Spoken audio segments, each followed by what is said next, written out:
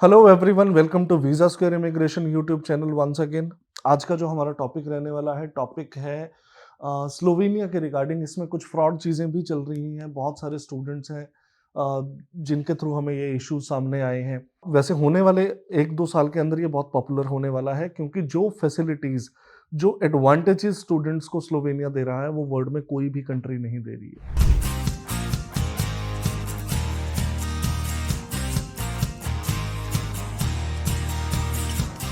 ऐसी कंट्री जिसके अंदर आपको हर रोज एक टाइम का खाना फ्री मिल रहा है, आपका जितना टैक्स डिडक्ट होता है सारा टैक्स आपको वापस मिल जाता है, काम करने की कोई लिमिट नहीं है। वेज रेट जर्मनी से भी ज़्यादा आपको 9-9 10-10 यूरो पर आवर मिल रहा है।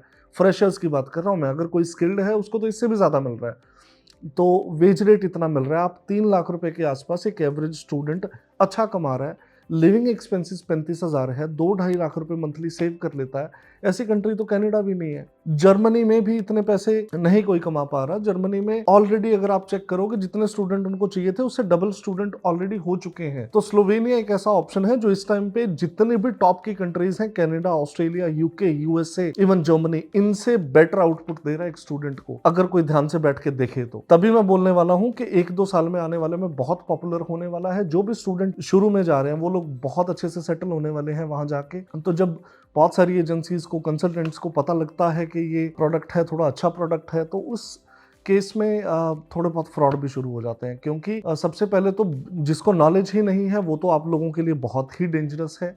सेकंड, जिसको हाफ नॉलेज है वो उससे भी ज़्यादा डेंजरस है।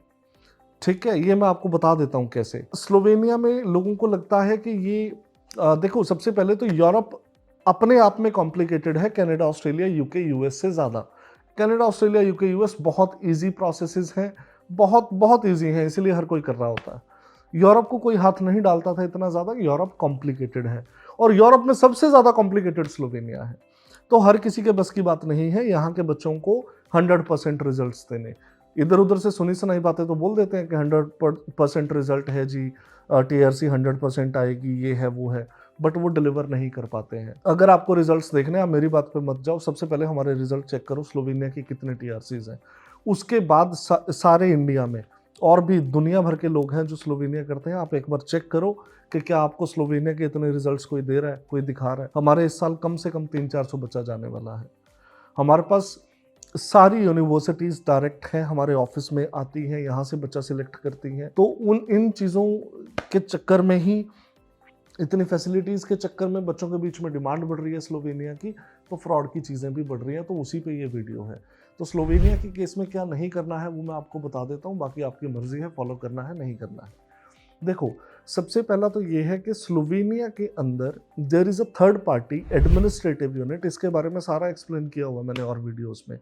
वहाँ से सारा प्रोसेस होता है। एम्बेसी के हाथ में बहुत ज़्यादा चीज़ें नहीं है।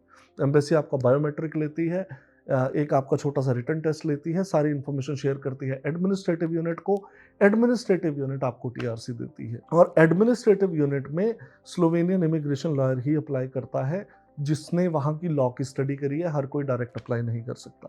तो देखो, डायरेक्ट यूनिवर्सिटीज़ किसी के पास है नहीं, इतना स्टूडेंट किसी के पास है नहीं, इतनी नॉलेज किसी के पास नहीं है, तो वो लोग क्या कर रहे हैं, डायरेक्ट उठा के हर और कंट्री की तरह उनको लगता है कि डायरेक्ट एप्लीकेशन डालेंगे और वो एक्सेप्ट हो जाएगी और वीज़ा प्रोसेस वैसे हो जाएगा जैसे नॉर्मली होता है। नहीं, ऐसा नहीं है। आप सबसे पहले तो किसी भी एजेंट को बीच में शुरू में 2,000, 5,000, 20,000, 50,000 रुपये तक भी बच्चे पे कर रहे हैं और उनका कभी एडमिशन होता ही नहीं है।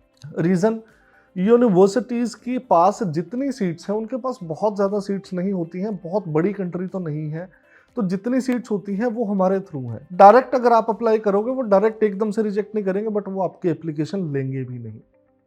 पहली प्रॉब्लम। तो अगर आप 2-3-5,000 शुरू में दोगे, फिर एप्लीकेशन फीस के नाम पे 20-25,000 रुपए दोगे, आपने 30,000 रुपए के आसपास दे दिया और मैं गारंटी देता हूँ आपकी एडमिशन होनी नहीं है। फालतू के आप ऑफर लेटर देखते रहो। अगर गलती से किसी को एडमिशन किसी तरह थोड़ा बहुत हमारे थ्रू कहीं से हेल्प लेके मिल भी गया, उसके बाद उसकी टीआरसी नहीं आती। आप मेरी बात ना मानो, आप नॉर्मली स्लोवेनिया के बारे में इंफॉर्मेशन चेक करो, किसके पास मैक्सिमम है, किसने रिजल्ट डिलीवर किए हैं और किसके पास टीआरसीज है, कितनी ज़्यादा टीआरसीज है। उसके बाद आप डिसीजन लो कि एक्सपीरियंस किसका है। अब आप फिर कहीं और जाके अपनी फाइल खराब करके फिर हमारे पास आते हो, तो उसके बाद हमारे लिए भी टफ हो जाता है ये। तो ये एक इशू है। तो एप्लीकेशंस डायरेक्ट अप्लाई कर दो आप यूनिवर्सिटी को, कोई और भी अप्लाई कर रहा है, फिर आपको इधर उधर वीएफएस में कहीं इधर उधर भगाते हैं कि आप वहाँ इंटरव्यू दे के आओ, वहाँ इंटरव्यू दे के आओ, इंटरव्यू दे के आते हो, उसके बाद आपको रिजेक्शंस मिलती है। पब्लिक यूनिवर्सिटीज़ के नाम पे आपके साथ ये होता है।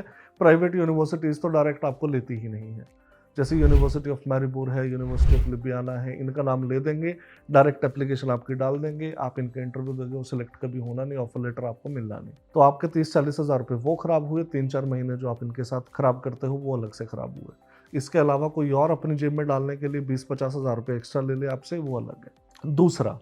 दूसरा रिफंड पॉलिसी के ऊपर जाओ कि फॉर एग्जाम्पल गलती से उन्होंने ऑफर लेटर किसी के थ्रू, फॉर एग्जाम्पल झूठ बोल के इधर उधर किसी जुगाड़ से लेके आपको कंडीशनल ऑफर लेटर दे भी दिया और आपने डायरेक्ट ट्यूशन फीस भर दी, तो टीआरसी का प्रोसेस बहुत कॉम्प्लिकेटेड है। स्लोवेनियन इमिग्रेशन लॉयर उनके पास नहीं है जिसके थ्रू फाइलें होती हैं। यूनिवर्सिटी हेल्प नहीं करती ऐसे इंडिविजुअल 1-2 केस में। तो उस केस में आपने फीस भी दे दी, कल आपका टीआरसी का प्रोसेस भी नहीं होना, आपकी फीस गई, ज़ीरो। वो पैसे वापस नहीं मिलेंगे। अपने कंसल्टेंट से, मैंने बहुत बार बोला है, कंसल्टेंट से रिटर्न में लो, चेक लो कि जो भी हम ट्यूशन फीस पे कर रहे हैं या एडिशनल कॉस्ट जो भी लग रही है वो बिल्कुल से ट्रांसपेरेंसी के साथ आप लोगों के साथ शेयर करें। और कल अगर आपका वीज़ा नहीं आता है, आपको टीआरसी नहीं मिलती है, तो वो पैसा रिफंडेबल है या नहीं है और कितना पैसा रिफंडेबल है। आई एम श्योर अगर उसने गलती से आपको लिख के दे भी दिया कि रिफंडेबल है, वो रिफंडेबल नहीं है, तो आप इसमें बहुत बुरी तरह फंसने वाले हैं। कुछ बोल देते हैं कि जी एम्बेसी के थ्रू सारा प्रोसेस होना है, नहीं होना है भाई, नहीं होना है। टीआरसी है, टीआरसी ही मिलती है, कोई डी वीजा नहीं मिलता स्टूडेंट को। तो आप, ये प्रोसेस कॉम्प्लिकेटेड है, टाइम कंज्यूमिंग प्रोसेस है। आप सिर्फ अपने 20-50 हज़ार रुपए बचाने के चक्कर में आप फिर किसी को दे दोगे फाइल, और कल अपनी फाइल खराब करके फिर आप बोलोगे हमारा टाइम खराब हो चुका है, फिर आप कंट्री को गालियां निकालोगे, एजेंट को गालियां निकालोगे। उससे बेटर तो ये है ना, आप लोग चेक कर सकते हो।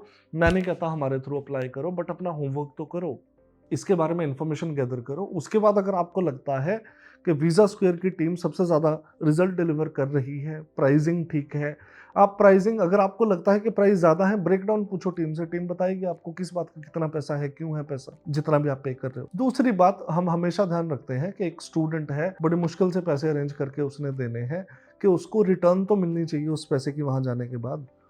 तो आप यहाँ 2 से 3 महीनों में अपना दिया हुआ पैसा पूरा कर लेते हो, ये मेरा प्रॉमिस है। आप हमारे सोशल मीडिया पे जितने भी स्टूडेंट हैं, आप उनमें से कोई स्टूडेंट चूज कर लो कि स्टूडेंट के साथ हमारी बात कराओ, हम आपकी स्टूडेंट को का डायरेक्ट कांटेक्ट देंगे, स्टूडेंट से आप बात करो और जो आपको इन्फॉर्मेशन चाहिए वो इन्फॉर्मेशन लो। हर स्टूडेंट को मेरी बोली तो बोलने नहीं वाला या मेरी फेवर में तो बोलने नहीं वाला।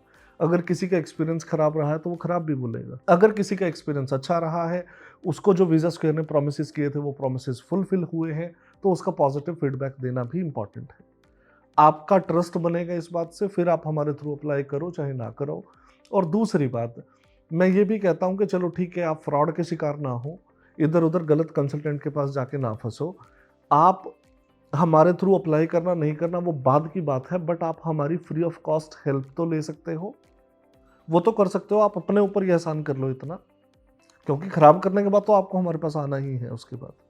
तो पहले ही आप इंफॉर्मेशन की क्लैरिटी ले लो, हमारे कोई चार्जेस नहीं होते। आप हमारी टीम को कॉल करो, जितने क्वेश्चंस आप पूछने चाहते हो उतने क्वेश्चंस पूछो, जितने प्रूफ चाहिए वो प्रूफ मिलेंगे। उसके बाद जब आपको लगे कि हाँ होमवर्क कंप्लीट हो गया है, हर चीज़ के बारे में क्लैरिफिकेशन मिल गई है, उसके बाद फिर आप वीज़ा अप्लाई करो। और हमारे केस में तो वीज़ा अप्लाई कर रहे हो, 10-20 हज़ार रुपया इनिशियली आप अपना स्पेंड करते हो, वो भी प्रूफ के बाद, काम करने के बाद, ऑफर लेटर मिलने के बाद आप हमें 20 हज़ार रुपये देते हो। बाकी सारा पैसा तो आप वीज़ा के बाद देने वाले हो। उसमें भी कॉस्टिंग में आपको लगता है कि ये कॉस्ट अगर ज़्यादा है तो आप पूछो, ब्रेकडाउन देगी आपको हमारी टीम। अगर आपको ये भी लगता है कि नहीं वो कॉस्टिंग थोड़ी सी कंपैरेटिवली ज़्यादा है, तो कॉस्टिंग आपकी कम पड़ जाएगी, आप स्टेप बाय स्टेप कर लो, बट उसमें रिस्क आपका अपना होने वाला है। 2-3 सिनेरियोज हैं ये। एप्लीकेशन डायरेक्ट आपकी नहीं होने वाली है, एजेंट्स को पता नहीं है, डायरेक्ट एप्लीकेशन यूनिवर्सिटी में अप्लाई करोगे, कभी ऑफर लेटर नहीं आएगा। मेरे पास ऐसे एग्जांपल्स हैं बच्चों के, ठीक है। अगर गलती से किसी का ऑफर लेटर आ भी गया 50-100 में से किसी एक बच्चे का, कल फिर उसका टीआरसी का प्रोसेस नहीं होने वाला। आप 1-2 साल वेट करते रहोगे, at the end of the day आपको नो सुनने को मिलेगा, फिर आप हमें बोलोगे कि हमारी फाइल लगा दो। मैं एग्जाम्पल्स से मिलवा भी दूंगा, मैं बात भी करा दूंगा आपकी, जिन लोगों ने ये काम किया था, ठीक है। और दूसरा, मैं बाकी तो देखो चॉइस आपकी अपनी होती है, आप स्टेप बाय स्टेप अप्लाई करो तो आपको सेम कॉस्ट पड़ेगी 7-8 लाख रुपए। और अगर आप पैकेज लेते हो तो आपकी कॉस्ट 11-12 लाख रुपए के आसपास जाएगी ईजिली जाएगी। बहुत सारे एक्सपेंसेस हैं इसमें। एक्सपेंसेस मैंने थोड़ा अलग से आपको एक्सप्लेन किए हुए हैं, वो वीडियो आप जाके चेक कर सकते हो। तो फ्रॉड आपके अपने हाथ में है, आपने कराने हैं नहीं कराने हैं, आपने फालतू में किसी की पॉकेट में पैसे डाल के आने हैं, वो आपकी अपनी चॉइस है। वीज़ा स्क्वायर के नाम पे अगर कोई आपसे पैसे भी मांग रहा है तो आप मुझे भी कॉल कर सकते हो, आप नीचे कमेंट कर सकते हो इंस्टाग्राम, यूट्यूब पे। मेरी टीम आपको कॉल करेगी और ऐसा हो ही नहीं सकता कि हमारे यहाँ से कोई पैसे मांगे आपसे फालतू बिना प्रूफ के। शुरू में 10-20 हज़ार रुपये आप देते हो, बाकी सारे पैसे वीज़ा लगने के बाद ही देते हो, जिस दिन टीआरसी आपके हाथ में आती है। इवन टीआरसी आने के बाद भी आपके पास हफ्ते 10 दिन का टाइम होता है, उसके बाद आप पेमेंट करते हो। और यहाँ से आपको क्लैरिटी मिल जानी चाहिए, जब सारे डेलीगेट्स यूनिवर्सिटी के वीज़ा स्क्वायर आ रहे हैं, वीज़ा स्क्वायर को बोल रहे हैं they are our trusted partners, तो आप फिर इधर उधर जाके क्यों फंसने वाले हो? 5-10-20 हज़ार रुपए के चक्कर में आप अपना काम खराब करने वाले हो। करना तो आपने अपना खराब है, मुझे तो चलो क्या ही है उसमें, मेरा तो एक इन्फॉर्मेशन देना काम है, वो मैं आपको दे रहा हूँ, आप लगवा लो फिर कहीं और से। कल करा लो अपना काम खराब, टाइम भी वेस्ट करोगे, पैसा भी वेस्ट करोगे। और कोई एक सिंगल सारे इंडिया में मुझे एक एजेंट दिखा दो जो मेरे से कम प्राइस में पैकेज में आपको स्लोवेनिया करके दे रहा है। एक सिंगल सारे इंडिया में, एक भी नहीं आपको मिलने वाला। तो अगर इतना सही काम है, अगर इतना रिस्क ले सकते हैं वो अपने पैसों पे ले, फिर वो रिस्क आपके पैसों पे क्यों ले रहे हैं? तो इतनी तो कॉमन सेंस मुझे लगता है आपको होनी चाहिए। इससे ज़्यादा इन्फॉर्मेशन चाहिए, टीम को कॉल करो, अप्लाई करना है अप्लाई करो।